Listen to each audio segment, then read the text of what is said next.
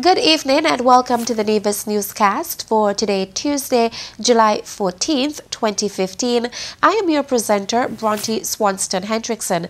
Now for the news in detail. A delegation from the Caribbean Development Bank, CDB, visited the Premier of Nevis, Honorable Vance Amory, earlier today at his office in Bath Hotel. Here is Fredicia Liebert with the details in this report. The delegation journeyed to Nevis to discuss the construction of the Technical Vocational Education and Training TVET by upgrading the multipurpose centers at the Gingerland and the Charlestown secondary schools. Representing the CDB was Education Operations Officer Dr. Martin Baptiste. The bank is always pleased to support its board member countries in realizing the national development goals which they have defined for themselves. We are part of a team that is preparing a project focusing on skills development and seeking to provide opportunities for the preparation of employable and skilled labor for here in Nevis. We started this work since last year, and we are on the cusp of having the project completed. And as the Permanent Secretary mentioned, we're looking at supporting TVET facility at Gingerland Secondary, also the multipurpose center to look at enhancing and upgrading the facilities there. He then outlined the purpose of the buildings. The key really is to provide opportunities for everyone, not only students but also persons within the country, even though they may be unemployed and out of school, to be able to upgrade their skills and to be able to compete for jobs that are available here in Nevis but also throughout the region and around the world.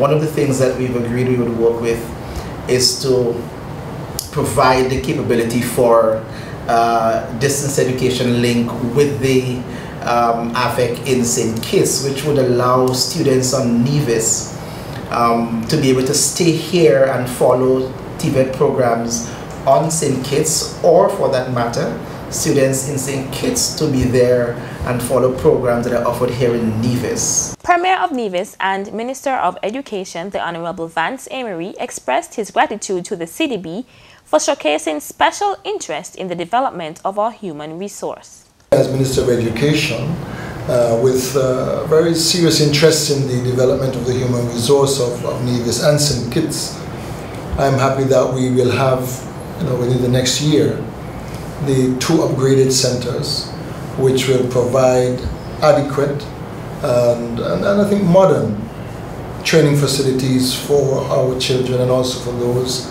adults who might want to upgrade their own skills or learn new skills. And that really is the objective. That was Premier of Nevis and Minister of Education, the Honorable Vance Amory.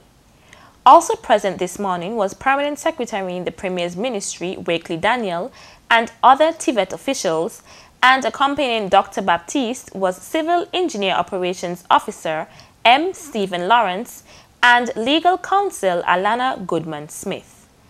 I am Fredicia Liebert reporting for the Nevis Newscast. Thanks, Fredicia.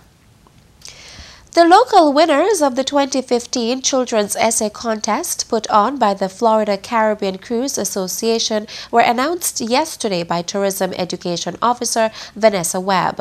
Our local winners are 10-year-old Michaela Maynard of Nevis Academy, and she won in the junior division of the contest, and 16-year-old Roger Williams of the Gingerland Secondary School captured first place in the senior division of the contest.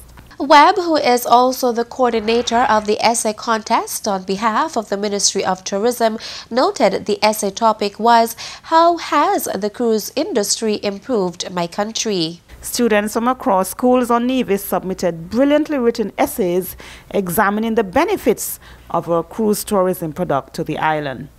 The 2 winning essays have been forwarded to the FCCA's office in Florida for the final round of the judging, where overall winners in the Caribbean will be selected. The Ministry of Tourism official outlined the lucrative prizes up for grabs for the essays that make it to the regional adjudicators.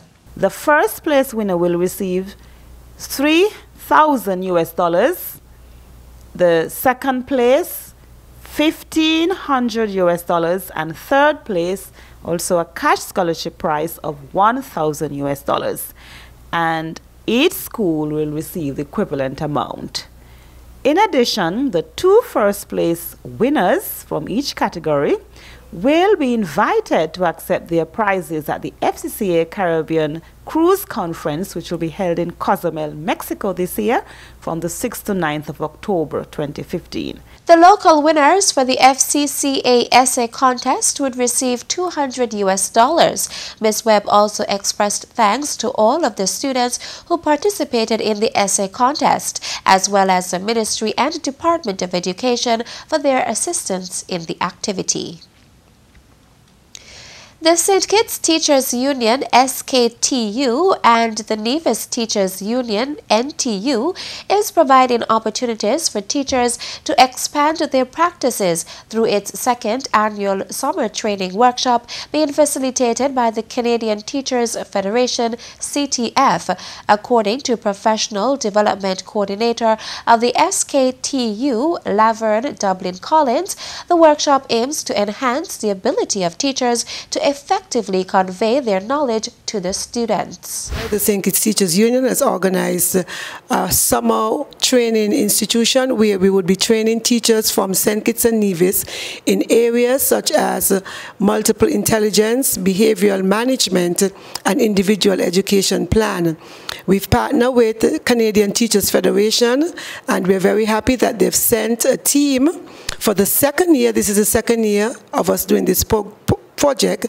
We're happy that they have sent the team to work with us, and so we look forward to a successful, fruitful Summer Institute once again. We want to say thanks to our teachers for giving of their time. 2 weeks, we know it's summer, and we say thank you. CTF's team leader, Deirdre Buckley-McKee, reaffirmed the Canadian Federation of Teachers' commitment to help provide quality education. It's an honor to be here and working with the teachers of St. Kitts. I represent the Canadian Teachers Federation.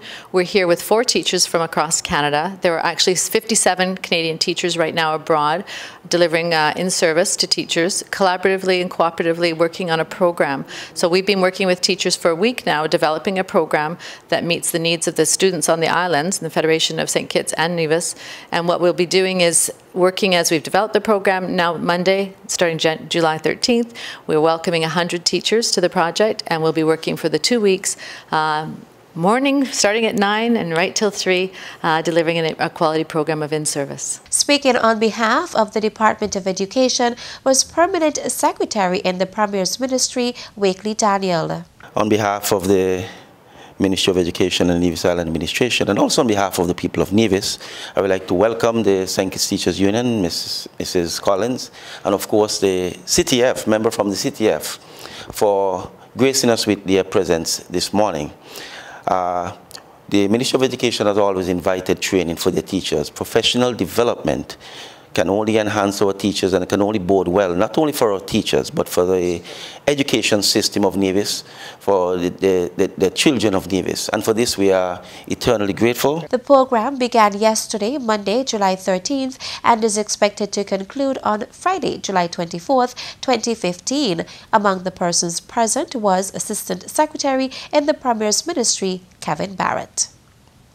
Coming up, release! The details when we return.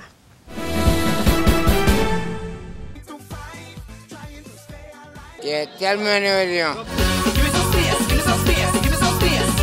Give me some room and make me mash up the place. Culture was nice. And watch out, this is going to be the nicest culture. Welcome back. The Four Seasons Resort Nevis, the Sea Turtle Conservancy, and the Nevis Turtle Group yesterday, Monday, July 13th, released a hawksbill turtle at the Four Seasons Beach Resort. The event was the 9th annual Sea Turtle Conservancy, where the 3 groups tagged a nesting turtle on Nevis. President of the Nevis Turtle Group, Lemuel Pemberton, stated that after monitoring various beaches, the team was successful at finding one of the largest turtles ever found on nesting on Nevis. Delivering remarks was Executive Director of the Sea Turtle Conservancy, David Godfrey, who outlined the purpose of the event. It's all part of an education event to raise awareness about sea turtles, not only from Nevis, but from all over the places in North America, in the Caribbean where they nest, so people can begin to understand some of the threats that they face and the role that they play in the environment. And hopefully we can begin to tell everybody, teach everybody that sea turtles are worth far more alive than dead. So we want everyone to support sea turtle conservation and stay informed. He stated that the turtles could be tracked online along with a dozen other turtles that have been released over the Caribbean and Florida. Also present was Permanent Secretary in the Ministry of Agriculture, Eric Evelyn. The marine environment is very important, and it is very, very important that we all work together to ensure that we have continued life in our marine environment. We at the Ministry of Agriculture and Fisheries, we are very big on conservation, and we are happy that these three groups are collaborating to ensure that we have more sea turtles in our waters. Evelyn commended the Four Seasons Resort Nevis, the Sea Turtle Conservancy, and the Nevis Turtle Group for their work in preserving sea turtles on the island. The Nevis Turtle Group has been working in sea turtle conservation since 2001 and have since encountered 300 turtles on beaches on Nevis and attached tags to most of them in an effort to track the turtles and contribute to the conservation and preservation of the species. The Department of Education, in collaboration with the school librarians on Nevis, honored 6 healthcare workers on Saturday, July 11th at the Warner's One-Stop Family Book Feud held at the Nevis Performing Arts Center, NEPAC. The awardees included Leonie Jeffers of the St. James's Primary School, Versailles Hunkins of the Elizabeth Pemberton Primary, Janice Williams of the Violet O. Jeffers Nichols Primary School, Eilina Powell of the Ivor Walters Primary School, Eldina Farrell of the Charlestown Secondary School, Pamela Jones of the St. Thomas's Primary, Berlise Jones of the Charlestown Primary, as well as serving the Montessori Academy, Hortense Sutton of the Maud Cross Preparatory, Idita Mulcair, the Joyce and Liebert Primary, and Lorraine Archibald of the Gingerland Secondary. Delivering remarks was librarian at the Ivor Walters Primary School, Coral Clark. We're very elated this afternoon not only to be having our 6th annual Family Book Feud, but also to be honoring 6 healthcare workers from our very own Nevis. These workers were selected from the schools based on their services that they would have provided over the years. Clark also explained the purpose of the feud. The Warner's One-Stop Family Book Feud has been designed to encourage and strengthen family ties, cultivate a reading environment in the home, develop love and appreciation for reading and for books, encourage families to spend more quality time and in the home as well as in the community, and to raise funds for libraries so that they can continue to support the operation. The awards was hosted as a part of the Family Book Feud in an effort to recognize persons who contributed significantly to education on Nevis. The Family Book Feud was held under the theme Advancing Holistic Education for All through Collaboration, Positive Expectation, and Accountability. The Nevis Culturama Committee has responded to both local and regional trends as it relates to music for the festival by reintroducing the Soca Monarch contest. Many artists, especially the younger ones, tend to be less attracted to calypso but are keenly interested in the more upbeat art form. Culturama Executive Director Abanati Liebert said the contest has 2 sections, the groovy and power segments. And I know that persons out there have been anxiously awaiting some information on the Soca Monarch contest. Well, I'm happy to report this evening that we had some 21 registrations for the Culturama 2015 Soca Monarch competition here on Nevis. We have 16 registrations for the groovy segment, and we have 12 registrations for the power segment. The semi-finals for the Soca Monarch will take place this Friday, the 17th of July, at the opening of the Cultural Village. Registering for the Soca Monarch competition this year, we have X-Man of the Casanova Band, the Food All Over Man. We have Itebulus, formerly of the Ultrasonics Band, Fantastic Thunder, Daddy Tusty, Deli Ranks, who would have won the groovy category of the Soca Monarch contest on St. Kitts, Nai of the core band, Speedy. And Speedy right now has a big tune, side dish, that is really eating up the charts around the Caribbean.